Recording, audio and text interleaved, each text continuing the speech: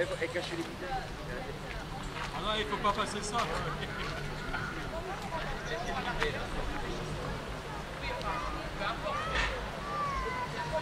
Donc Dominique Plé, je suis le président de la commission nationale de marche de la Fédération française d'athlétisme et également le président de l'association Marche Mythique Organisation qui est l'organisateur, le club organisateur de cette épreuve depuis donc cette année. Alors le point, donc presque à l'issue de cette troisième journée de marche.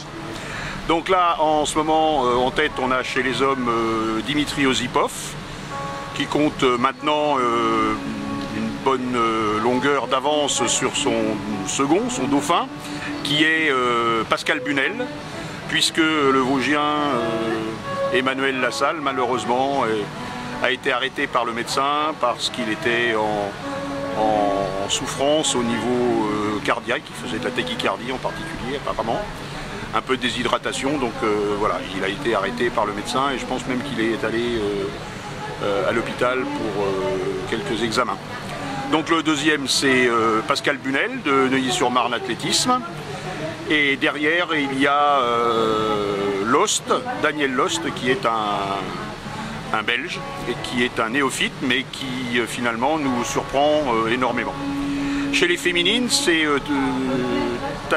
Tatiana Maslova qui est actuellement en tête. Ils sont à peu près avec Dimitri Osipov à une petite demi-heure d'écart, mais c'est quand même le garçon qui est devant.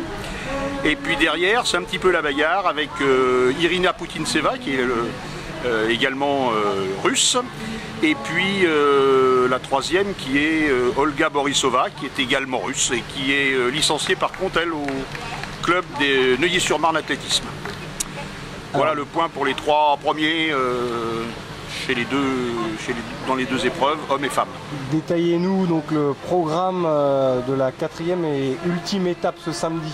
Alors samedi, étape finale entre Plainfin, qui est au pied du col du Bonhomme que les marcheurs vont escalader, comme ça se faisait dans les années précédentes, alors qu'il y a eu 3 ou 4 ans d'interruption.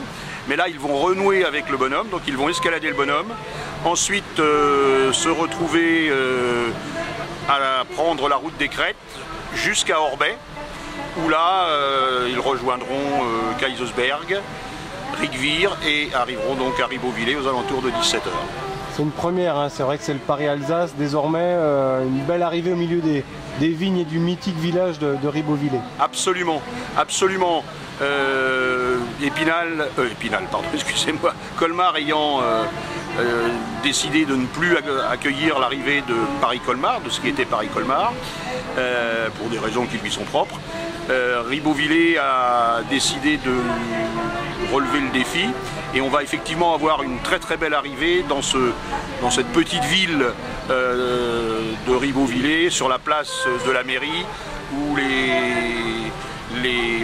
athlètes seront escortés par la police municipale à cheval dans ces rues de Ribeauvillé. Donc on va avoir une très très belle arrivée, je pense qu'il y aura beaucoup de monde dans ces petits villages qui sont très prisés par les touristes à cette époque-là. Il n'y a plus trop de suspense, donc Osipov va conserver son titre? Absolument.